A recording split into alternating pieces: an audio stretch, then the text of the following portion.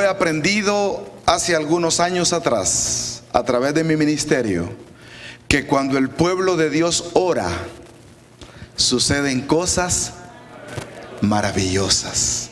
Dice el canto que hay sanidad y hay ¿qué más? Y hay salvación y se siente la presencia de Dios. En el día de hoy estudiaremos un mensaje a la luz de la Biblia y nos vamos a ir al evangelio del discípulo amado. ¿Cuál es ese evangelio? El apóstol Juan. Mientras usted busque en su Biblia San Juan, quiero mencionarle un detalle muy importante de este apóstol. Pregunto, ¿cuántos apóstoles escogió Jesús? 12, muy bien dicho. De los 12 apóstoles, dice la historia, queridos amigos y hermanos, que Juan era el más joven. Así es que no sé si por lógica o por obra del Espíritu Santo, Juan fue el más joven y el último de los apóstoles que vivió. Todos se fueron muriendo, cada uno de ellos tiene una historia según la tradición, porque la Biblia no dice exactamente de qué murieron, pero los escritos antiguos algunos afirman. Todos se fueron muriendo menos Juan. Era el más joven, quizás el más fuerte. Y déjeme decirle algo interesante. Roma, cuando se dio cuenta que Juan era el último de los 12 y Juan seguía predicando el evangelio y haciendo la obra de un verdadero discípulo de Cristo, Roma dijo: ya basta, tenemos que acabar con estos apóstoles. Y como Juan era el último, dijeron: ¿y qué hacemos con él? ¿Qué hacemos? Y a alguien dijo: pues para que los cristianos sufran, vamos a terminar con ellos y vamos a mandar a Juan a una isla que se llama ¿cómo? Patmos. Y en esa isla que Juan se muera de viejito, que las aves de rapiña vengan y piquen sus ojos y que allí nadie sepa qué pasó con Juan el amado. Mire qué pensamiento más satánico, ¿verdad? Pero quiero decirte una cosa, querido amigo y hermano que me escuchas. Cuando Satanás quiere destruir a los hijos de Dios, tenemos un capitán que siempre nos defiende. Cuando Satanás quiera destruir tu vida, confía en Dios, porque Él está dispuesto a protegerte. Alabado sea el nombre de Dios. Y usted conoce la historia. Cuando Roma pensó que Juan el amado sería muerto y destruido en la isla de Patmos, allá Dios tenía un plan perfecto para Juan. Y dice el libro de Apocalipsis que como una película le reveló los 22 capítulos del último libro de la Biblia, donde proféticamente está escrito que Cristo viene pronto. Dice la palabra del Señor: ciertamente vengo en breve. Sí, amén. Imagínese usted, cuando Roma pensó que destruiría a Juan, Dios tenía un plan especial para que el canon bíblico se terminara de escribir con el libro de Revelation o de Apocalipsis. Cuando el enemigo tenga planes de destruir tu vida, yo te quiero garantizar en el nombre de Jesús que Dios tiene un plan para ti. Cuando la droga quiera acabar a un joven, Dios tiene un plan para él. Cuando los vicios de este mundo quieran destruir un matrimonio, Dios tiene un plan para cada hijo de Dios. Dentro de los 12 discípulos que Jesús escogió, yo pienso que cada uno de ellos tenía su propio carácter, su propia manera de ser. Tenía su propio ego, su propia manera de existir en este mundo. Yo pienso que los 12 discípulos representaban el carácter de la humanidad completa. Pero aquí usted no me adivina cuál de los 12 era el que tenía un carácter más, pero mire, yo lo voy a mencionar de mecha corta. ¿Quién de los 12? ¿Quién cree usted?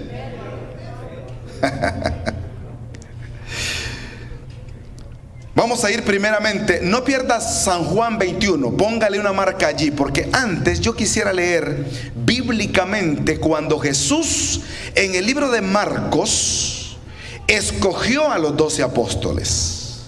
Y vamos a ir al libro de Marcos capítulo 3, pero no pierdas San Juan 21, por favor, porque ya voy a regresar ahí.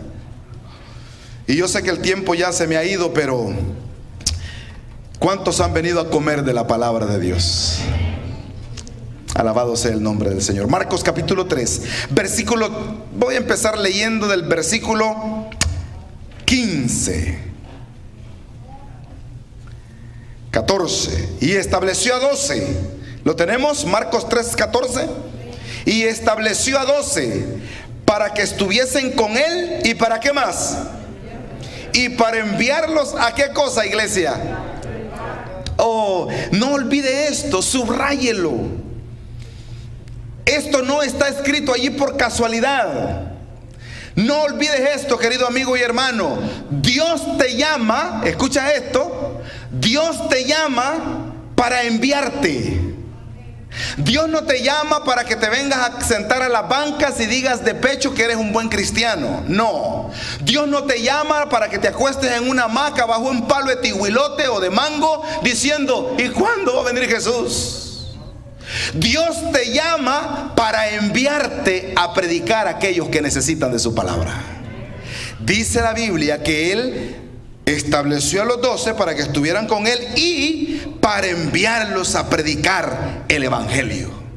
Por eso yo ando aquí con ustedes, hermano, porque en medio de la pandemia, escucha esto, cuando Satanás pensó que las iglesias se iban a cerrar y que los pastores nos íbamos a sentar y que los predicadores ya no íbamos a hablar más de Cristo por la pandemia, allí el Señor me ha usado poderosamente para salvar almas para el reino de los cielos.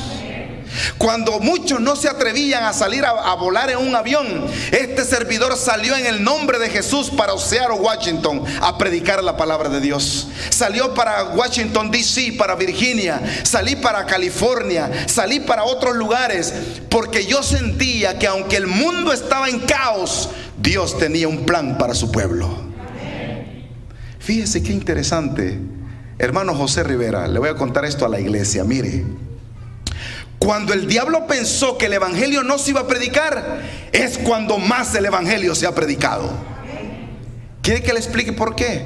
Hubo un miércoles que el pastor Ricardo Escobar me llamó para que predicara para su iglesia vía Zoom, el famoso Zoom.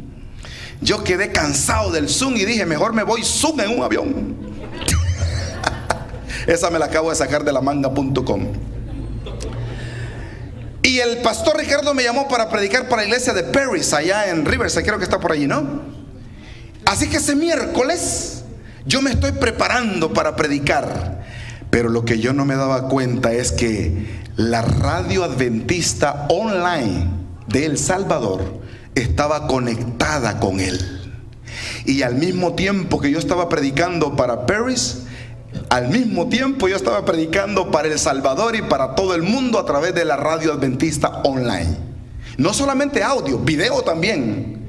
Pero una semana antes, escucha esto, yo había grabado otro sermón para la iglesia, una iglesia en Austin, Texas, una iglesia que yo pastoreé antes. Lo que quiero decir es que el mismo miércoles, a la misma hora, escucha esto, yo estaba predicando en 3 lugares a la misma vez. Cuando el diablo piensa que ha ganado la batalla, en Cristo podemos ganar victoria. Porque el Señor nos ha llamado, ¿para qué cosa? Para enviarnos a predicar el Evangelio. Y dice la Biblia en el versículo 15: los envió que tuviesen autoridad para sanar enfermos o enfermedades y para echar fuera demonios. Y ahí comienza la lista en el versículo 16. A Simón, a quien le puso por sobrenombre, a ver iglesia, ayúdame, por sobrenombre Pedro. A Jacobo, hijo de quién? A Juan, hermano de Jacobo, a quienes apellidó Boanerges, esto es, hijos del trueno. A Andrés, a Felipe, a Bartolomé, Mateo, Tomás, Jacobo, hijo de Alfeo, Tadeo y Simón el cananista y Judas Iscariote el que lo entregó. Y entonces vinieron a casa. Primera pregunta: ¿quién encabeza la lista de los apóstoles? Hello, iglesia. Pedro es el primero que aparece allí. Pedro tiene la bendición de tener, que se le conoce por 3 nombres. A ver, me ayudan, iglesia. A Pedro se le conoce como Pedro. A Pedro se le conoce como Simón. ¿Qué más? ¿Ah? No, me están confundiendo. El hijo del trueno no es Pedro. Cefas. Los hijos del trueno son Juan y el otro, Jacobo y Juan. Así que cuando a usted le hablen de Cefas, estamos hablando de Pedro. Cuando le hablen de Simón, estamos hablando de Pedro. Lo estoy diciendo para enseñanza de nuestros amigos. Es el mismo, Pedro. Y él encabeza la lista. Dentro de esos discípulos, queridos hermanos, se encontraba el apóstol Pedro, con un carácter que necesitaba ser moldeado por el maestro de Galilea. Escucha bien esto. El carácter tuyo, querido esposo que me escuchas, no te lo va a moldear tu esposa. Hermana que me escucha, su carácter no se lo va a moldear su esposo. Hijos, que parece que algunos son hijos del trueno, no se los va a moldear su papá. El carácter de nosotros será moldeado por obra del Espíritu Santo. Si tú no te sometes al poder de Dios, siempre tendrás un carácter de pecador, un carácter mundano, un carácter de Satanás. Porque cuando Dios creó al hombre, no lo creó con mal carácter. El carácter es producto del pecado. ¿Quién era Pedro? Pedro era un líder, y lo vemos comenzando en la lista. Usted sabe que siempre en un grupito hay un líder nato, un líder natural. ¿Se acuerdan ustedes cuando jugábamos pelota? Los que jugamos pelota un día, ¿y quién era el líder cuando íbamos a jugar pelota? ¿Quién era el líder? El dueño de la pelota.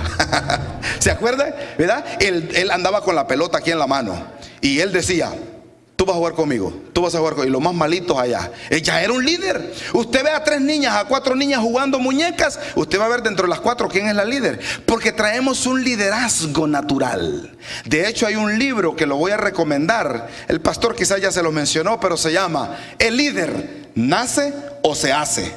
Existe ese libro, léanlo para que podamos tener mayor conocimiento. Así que Pedro era un líder natural. Pedro era impulsivo. A Pedro no se le había invitado y él ya estaba enfrente. Era impulsivo. Quizás tenía un carácter como el mío. Era blantín. No se le había preguntado la opinión y él ya la estaba dando. Era blantín, el Pedro era así. Era sanguíneo, quizás hablando de los diferentes caracteres, ¿no? Era sanguíneo, espontáneo. Él iba, él hablaba, él decía, aunque le fuera mal. Por ahí dicen: ¿quién es el que se mete más en problemas? El que tiene todas estas características. El que está yo de verdad que yo elogio a los hermanos que tienen calladitos. Ellos está cayendo el mundo y ellos, amén. Pero ese es un problema también, porque la iglesia a veces está cayendo en pedazos y dicen: es la Odisea. A través de este mensaje de hoy estudiaremos que Dios, como lo dije anoche y antenoche, es un Dios de nuevas oportunidades. Dios es un Dios que nos brinda una nueva oportunidad independientemente de cómo nos comportamos. También aprenderemos que la salvación está disponible para todos. No solamente para los que no hablan, no solamente para los calladitos, no solamente para los educados, para los estudiados. No, la salvación está disponible para todos. También aprenderemos que Dios está más cerca de ti de lo que tú piensas. Hay gente que va a decir a usted: oiga, hermana, ore por mí porque a mí ya Dios no me escucha. ¿Será verdad eso? Oiga, pastor, usted que está más cerquita del cielo. Yo digo, esta hermana me dice eso porque yo ando en avión quizás. Pero cerca de Dios podemos estar todos. Dios está más cerca de ti de lo que tú te lo imaginas. Lo vas a corroborar cuando lea el último texto de esta noche. Dios es misericordioso, hermanos, amén. Aunque nosotros o nuestro carácter sea débil, Él nos acepta. Aunque seamos fuertes de carácter, Él nos acepta. Porque lo imposible lo hace ¿quién? Lo hace Dios. ¿Sabe cuál es el problema? Que algunos dicen así: es que yo salí a mi abuela, y mi abuela cuando decía sí, sí, y por ahí se van entonces, no, yo salí a mi papá, él siempre tuvo 3 mujeres y yo tengo que tener 4. Y empezamos a excusarnos de que por culpa del tío, del abuelo, del papá, la mamá, nosotros somos así. Pero se le olvida a la iglesia que la palabra del Señor dice: el que está en Cristo, nueva criatura es. Las cosas viejas pasaron y ahora todas son ¿qué? Ay, pero el carácter no, pastor. ¿Se da cuenta? El carro es hecho nuevo, la casa es hecha nueva, pero es que este carácter yo lo heredé de mi mamá, fíjese, pastor. Pero en Cristo todo es posible. Pedro era un hombre que tenía un temperamento fuerte, pero aprendió a tener confianza en Dios. Pedro se encendía con nada. ¿Usted se acuerda de la historia cuando los soldados romanos fueron a apresar a Jesús? ¿Se acuerdan ustedes? Allá estaba Jesús en el huerto orando, y Judas venía, ¿verdad?, a entregar con una comitiva, iba a entregar al maestro. Y pues ya se habían puesto de acuerdo con ellos, y al que yo bese, ese es. Y cuando Judas y la comitiva llegó, dicen que Pedro, bueno, no dicen, dice la palabra de Dios, que Pedro se sacó, ¿qué cosa? ¡Fua! ¿Qué sacó? Y esto que voy a decir les gusta a los guerrilleros, esto que voy a decir ahorita les gusta. Se sacó la espada y le mochó, ¿qué cosa? ¡Fua! Le quitó una oreja a uno de esos y la oreja cayó ahí. ¿Usted se puede imaginar esa escena, hermano? Ese era San Pedro. Y Jesús, para testimonio de los presentes, agarró el pedazo, tuco de oreja iba a decir, y se lo volvió a poner. Y allí mismo, ante el temperamento de Pedro, Jesús obró un milagro de sanidad. Le volvió a poner la oreja y me imagino que le dijo: Pedrito, espérate, guárdala, ahorita vas a tener chance de sacarla, pero ahorita guárdala. Así era Pedro. Hoy estaba bien, mañana estaba mal. No sé si usted ha conocido a alguien así. Hoy está contento, mañana aparece con una cara, hermanos, que son de la cara parece que son las 12:30, así de larga. Porque tienen un temperamento cambiante. Usted no sabe cuándo le van a dar un abrazo, cuándo le van a dar la mano, cuándo le van a dar una sonrisa, porque son cambiantes. Parece ser que la presencia de Cristo no está en ellos. Pedro era así, cambiaba de la noche a la mañana, parecía un adolescente, siempre conseguía lo que él quería. Mira lo que voy a decir ahora. Por esa razón, en Mateo capítulo 16, Jesús preguntó algo interesante. Acompáñeme, Mateo capítulo 16. Jesús preguntó algo interesante. Él dijo, busque Mateo 16 y ahorita vamos a leerlo todos juntos, pero él dijo: ¿quién dice la gente que yo soy? Esa pregunta la hizo Jesús. ¿Quién dice la gente que yo soy? Y entonces empezaron a decir unos una opinión, otros empezaron a decir otra opinión. Pero mire lo que dijo Pedro. Es que Pedro, le digo que Pedro, aunque no le preguntaran a él, él estaba respondiendo. Yo no sé si estoy predicando para alguien que es así acá, o era así en la escuela. Acuérdese, Mateo 16:16. Mire lo que dice la palabra del Señor. Mateo capítulo 16, ¿lo tenemos todos? Amén. Versículo 16, dice la Biblia, la confesión de Pedro. Dice allí: respondiendo Simón Pedro dijo, acuérdense la pregunta que dije. Pedro dijo: tú tú eres el Cristo, el Hijo del Dios viviente. Wow, qué palabras más sorprendentes. Tú eres el Cristo, el Hijo del Dios viviente. Jesús se sintió contento. Esa era la respuesta que Jesús buscaba. Y el afrentado de Pedro dio una respuesta correcta. Así era Pedro. Pero lo interesante del caso, del temperamento de Pedro, es que unos versículos más adelante usted se va a dar cuenta que en otra ocasión, o allí mismo en el versículo 23, Jesús le dijo al mismo Pedro: apártate de mí, Satanás. ¿Se da cuenta de lo que estamos diciendo? Apártate de mí, Satanás. Y ya Jesús le había dicho: bienaventurado Simón, porque eso te lo inspiró el Espíritu Santo. Pero mire qué interesante. Hoy usted está bien, mañana usted está mal. ¿Por qué? Nos hace falta ese toquecito espiritual, donde nuestra vida esté conectada directamente con Dios. Que pensemos las palabras antes de hablarlas. Voy a repetir esto, porque esto es lo que nos hace falta. La grande mayoría de los seres humanos decimos: ¿qué dije? Cometí un error. ¿Por qué? Porque pensamos después que hablamos. Pero debiésemos de pensar antes de qué. Antes de hablar. Nos meteríamos en menos problemas, pecaríamos menos, seríamos más felices. Esposos ofendiendo a la esposa, o viceversa, esposas ofendiendo al esposo, para después decirle: yo no quise decir eso. ¿Cómo que no quisiste decir? Lo dijiste. Aceptaste que andabas con otra. Dijiste, me lo mencionaste 2 veces. Es más, mira, aquí está el texto. Pensemos las cosas antes de hablarlas. Bueno, el apóstol Pedro, queridos hermanos, Jesús tuvo que hablar con Pedro seriamente. ¿Saben por qué?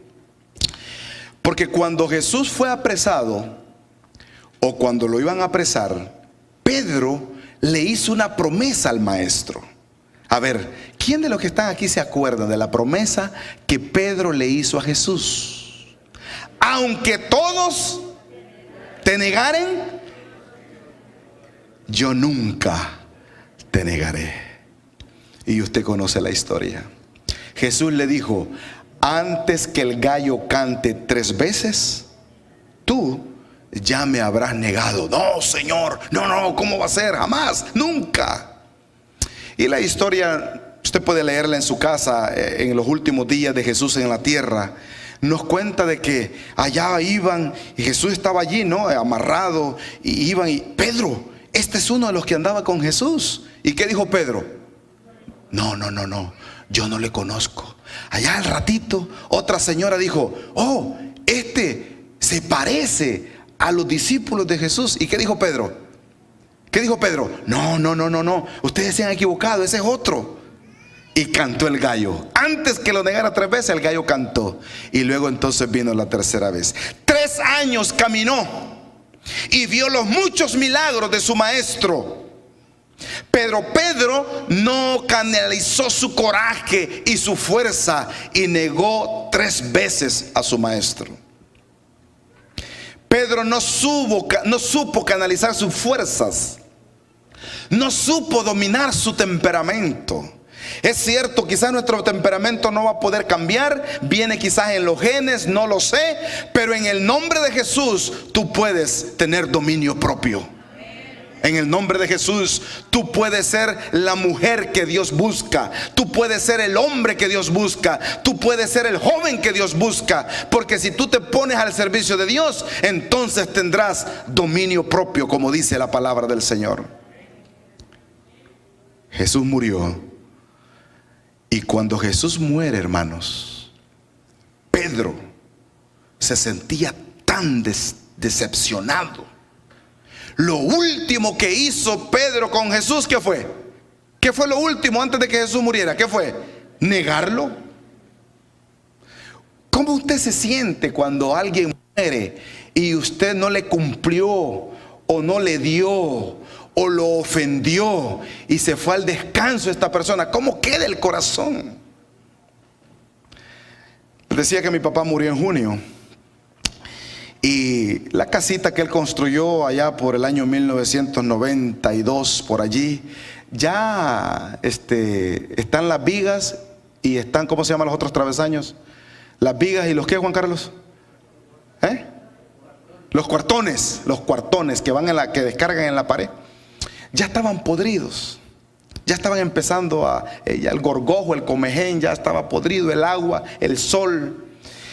Así que mi papá, cuando estaba enfermo, él me dijo: hijo, yo quisiera que tú me ayudaras a cambiar el techo de la casa. Y le dije: claro que sí, papá, vamos a cambiarlo. Pero obviamente pues uno tiene también que organizarse económicamente, ¿no?, para hacer eso. Y mi papá le entró los últimos días de su vida, le entró una preocupación por ese techo, que mi esposa me dijo: arréglale ese techo a tu papá, que si no lo arreglas antes que él se muera, te va a quedar un pesar en el corazón. ¿Usted ha escuchado esa palabra? Y es que eso es una realidad. ¿Usted se imagina a Pedro cómo le quedó su corazón después de haber negado a Jesús 3 veces allí públicamente, y Jesús sufriendo azotes, bofetadas, y ya rumbo para irse donde Pilato, y el siguiente día y Pedro todavía negándolo? Yo me imagino que su corazón. Bueno, para terminar la historia de mi papá, dice mi mamá, ya mi papá pues ya falleció, pero dice mi mamá que mi papá se sentaba en la cama. Imagínese usted la escena, ¿no? Se sentaba en la cama y se quedaba viendo el techo y decía, y empezaba a contar los cuartones y decía: yo creo que mañana lo voy a arreglar yo. Y él todo enfermo, y él empezaba a decir: no, aquí se va a ir tanto de dinero. Y cuando yo hablaba con él, ya me tenía el presupuesto. O sea, él no dormía pensando en su famoso techo. Un día el Señor me bendijo y tuve la oportunidad de arreglarle su casita a él y a mi madre. Y cuando el techo quedó finalizado, yo sentí que mi papá pudo respirar en paz. ¿Sabes que Pedro no pudo respirar en paz? Y la historia bíblica dice que cuando Jesús murió, Pedro regresó. Es más, ahorita lo vamos a leer en el capítulo que dije al principio de Juan, capítulo 21. 7 de los discípulos, incluyendo a Pedro, regresaron a su antiguo trabajo. ¿Qué era Pedro antes de ser llamado al discipulado? Pescador. Pedro se sentía tan frustrado, Pedro se sentía tan decepcionado, que él pensó que ya no servía para más. Porque el diablo, queridos amigos y hermanos jóvenes que me escuchan, es especialista en hacerte sentir mal. ¿Sabe cuál es la enfermedad número 1 hoy en día y nadie la mira? El estrés y la depresión. Para mí fue chocante la primera vez que yo hice el primer estudio del estrés en los niños. Usted ya escuchó esa noticia. Antes un viejo de 50, 60 años se estresaba, pero hoy hasta los niños están estresados. Y yo digo: ¿de qué están estresados? ¿De jugar? ¿De comer? ¿O de qué? Es interesante. La depresión está matando a mucha gente como usted no se lo imagina. ¿Qué es la depresión? La depresión es ese sentimiento del ser humano que pone Satanás en su mente, que no sirve para nada, que lo que él hace no funciona, que nadie te quiere, que nadie está interesado en ti, que tú eres un cero, no vales nada. Ese es el punto principal que Satanás quiere poner en ti. Yo he visto a hombres jóvenes, elegantes, bien guapos, bien parecidos, un poquito como yo, bien inteligentes, hermano, y me invitan a su casa para que vaya a orar por ellos, porque han caído en depresión. Yo digo: no, con este cuerpazo como yo no estaría en depresión. Si le dan un surco de una milpa, hermano Juan Carlos, para que vayan a limpiar con la cuma allá, ¿quién va a entrar en depresión? Si le dicen que pase vacuum en la casa y que lave los carros, ¿quién va a pasar en depresión? La depresión viene porque el ser humano hoy ha aprendido a hacer nada. Los niños, los jóvenes que me están escuchando, cuando usted escuche, padre de familia, un niño que le diga, I am boring, estoy aburrido, mándelo a lavar los platos rápidamente. Ay, mami, I am boring. ¿Qué boring? Aquí está la vacuum, pase vacuum hasta que se canse en esta sala. Porque están así de no hacer nada. Y dentro de la iglesia, Satanás ya descubrió a esos cristianos también. Ay, qué aburrida estuvo la iglesia. Aburrida. Y el pastor sudando aquí arriba predicando la palabra de Dios. Ay, qué aburrida está la iglesia. Y el grupo de música cantando y alabando el nombre del Señor. Y los hermanos no queriendo que el culto se acabe. Y el otro allá diciendo, está aburrida la iglesia hoy. Ponte a servirle al Señor y Dios te va a bendecir grandemente. Pedro, vamos a ir al versículo capítulo 21 según San Juan. Esta es nuestra cita última de nuestro mensaje, San Juan capítulo 21. Vamos a leer a partir del versículo 15. San Juan capítulo 21. Yo le mencioné a usted que por favor no lo perdiera. San Juan capítulo 21, versículo 15 en adelante. Fíjese qué interesante. Jesús resucita. ¿A cuál día resucitó Jesús, iglesia? Iglesia, ¿a cuál día resucitó Jesús? Al tercer día. ¿Y qué día era el tercero? Domingo. Primer día de la semana, dice la Biblia. No dice domingo, pero nosotros creemos que era domingo, el primer día de la semana. Y es en lo único, en una de las pocas cosas que estamos de acuerdo con nuestros hermanos primos católicos. El día de resurrección es domingo, primer día de la semana. Así que Jesús resucitó al tercer día. Después que Jesús resucitó y antes de irse al cielo, ¿se acuerdan que Jesús se va al cielo en el monte de la ascensión? ¿Cuántos días vivió Jesús aquí en la tierra después que Jesús resucitó? 40 días. No resucitó el espíritu como enseñan algunas religiones. No resucitó nada más que andaba deambulando por allí el espíritu de Dios y había que calmarlo con agua bendita. No. Resucitó Jesús en cuerpo y sangre. En cuerpo y vida resucitó Jesús. Y usted dice, ¿por qué el pastor está afirmando eso? Porque dice la Biblia que Jesús fue a la orilla de la playa con sus discípulos y allí comió pan. Hello, ¿comió pan? Un espíritu no come, solamente un cuerpo vivo come. Y mire lo que dice la palabra de Dios en el versículo 15. Cuando hubieron comido, mire qué lindo, cuando hubieron comido, Jesús dijo a Simón Pedro, Simón, hijo de Jonás, ¿me amas?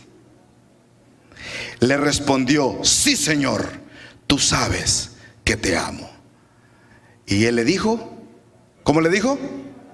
Apacienta mis corderos. Pero como Jesús ya conoce a Pedro, que es medio afrontado y responde a la primera, por segunda vez, versículo 16, volvió a decirle la segunda vez, Simón, hijo de Jonás, ¿me amas?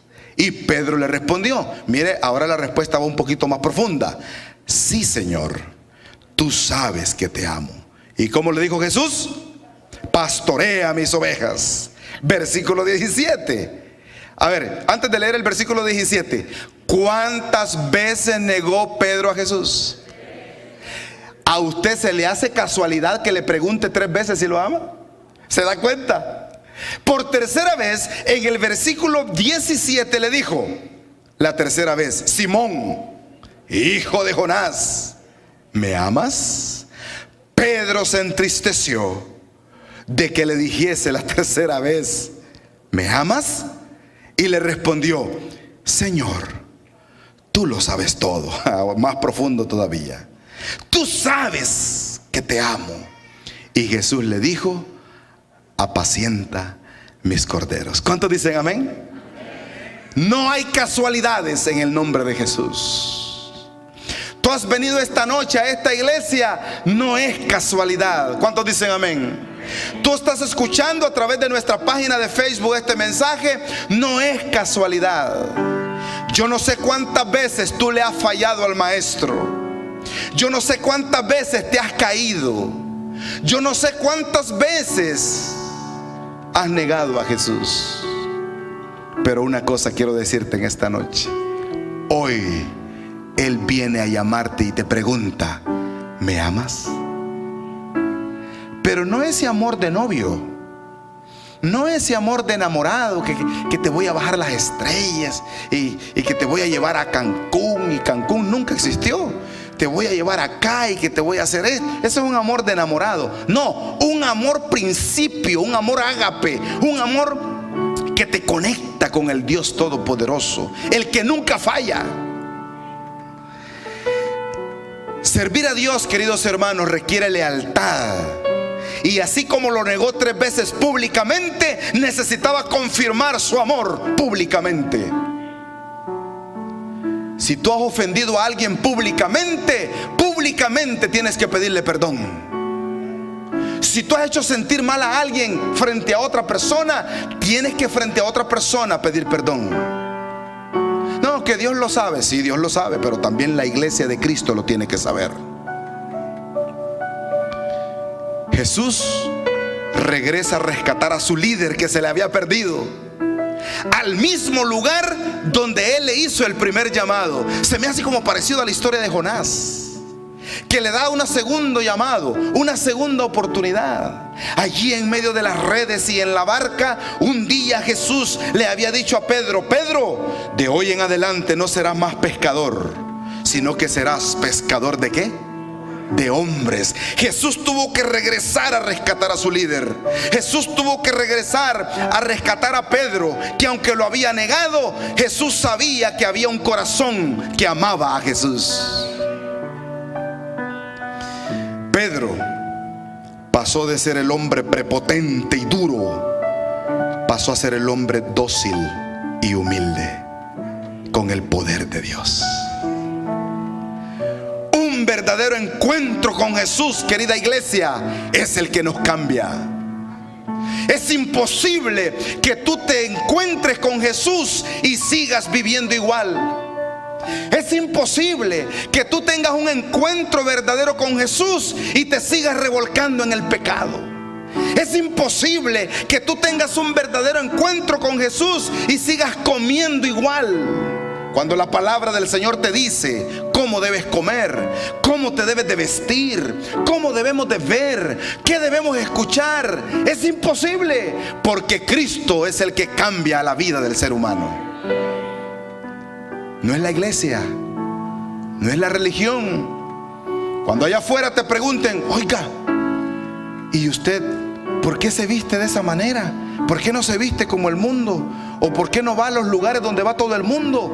Usted nunca se le ocurra decir: es que el pastor Ezequiel nos prohíbe en la iglesia. Y entonces la gente va a querer venir a conocer al pastor Ezequiel. Wow, ¿quién es ese profeta? Van a decir que está prohibiendo. Usted nunca diga: es que la iglesia me lo prohíbe. Queridos hermanos, la iglesia no le prohíbe nada a nadie, pero el que ama a Dios obedece a Dios, porque dice su palabra: si me amáis, guardad mis mandamientos. Jesús hoy, queridos hermanos, al igual que a Pedro, nos quiere dar una nueva oportunidad. ¿Quieres que Jesús cambie tu vida hoy? ¿Quieres que Jesús cambie tu matrimonio? ¿Quieres que Jesús cambie tus hijos? Esta invitación es directamente para ti. Yo tengo que terminar este mensaje porque el tiempo ha avanzado. Pero si Jesús pudo cambiar a Pedro, también me puede cambiar a mí. Si Jesús pudo transformar el carácter de Pedro y volverlo dócil y humilde, también lo puede hacer contigo. Porque el Dios de nosotros es el Dios de lo imposible. No te escudes que eres débil. Un hermano por allá en la iglesia me dijo una vez: ay, pastor, fallé, soy débil. ¿Y por qué usted es débil? Es que me gustan las damas. Le digo: hermano, qué bueno que no le gustan los hombres, ¿sabe? Pero el hecho de que usted sea débil no quiere decir que no puede vencer en el nombre de Jesús. ¿Por qué? Porque nosotros a veces nos sentamos en la silla de Satanás diciendo que somos malos, somos pecadores. Y hay alguna gente que hasta cita en la Biblia y dice: no, Jesús vino por los malos. No te equivoques. El Hijo del Hombre vino a buscar y a salvar lo que se había perdido. Y yo quiero hacer una pregunta en esta hora. ¿Quién se había perdido? Wow, nadie me contesta. ¿Quién se había perdido, iglesia? Nosotros. ¿Quién se había perdido? Vuelvo a preguntar. Nosotros. Dicen en El Salvador, nosotros me suena equipo. ¿Quién se había perdido? Pregunto por tercera vez. Yo me había perdido. No estés involucrando al otro. Tú, yo me había perdido. Y si Jesús vino a morir en la cruz del Calvario, no vino por nosotros, vino por mí. Vino a rescatar tu familia, vino a rescatar tu hogar y a mostrarte que en el nombre de Jesús se puede vivir una vida diferente.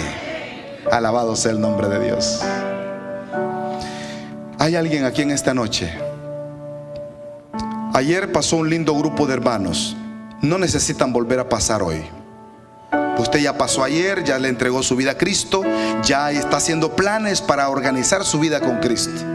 De las personas que no han pasado, quizás hoy has venido por primera vez, o anoche no viniste, o no te pudiste levantar. Yo quiero invitarte hoy a que le des una oportunidad a Cristo en tu corazón. ¿Dónde está la primera persona, el primer matrimonio que se va a levantar y que le quiere decir: Señor, así como lo hiciste con Pedro, quiero que también lo hagas conmigo? ¿Hay alguien que quiere levantarse para que yo pueda orar por usted? Yo quiero invitarte a que vengas acá al frente. Voy a orar por ti. Que Dios te bendiga, hermana. Que Dios te bendiga. ¿Hay alguien más? ¿Hay alguien más que esta noche le quiera decir al Señor: yo quiero que transformes mi vida? Aquí está Rudy. ¿Cuántos dicen amén por Rudy? Rudy ya confesó ante los pastores y ante Cristo que este sábado entrega su vida al Señor. Que Dios les bendiga a este par de hermanas que están viniendo acá. Dios te bendiga, hermana. Tú eres una linda persona para el Señor. Entrégate a Jesús. Que Dios te bendiga, hermana. ¿Cuántos dicen amén? Yo voy a pedir al grupo Emanuel que Dios te bendiga, hermano. Ven con nosotros, porque ellos van a cantar el último himno de toda su presentación de esta semana. Ellos estarán viajando hacia Maryland para cantar allá. Y esta semana hemos sido bendecidos por estar ellos con nosotros. Mientras ellos cantan, si hay alguien todavía que está sentado, levántate, que Dios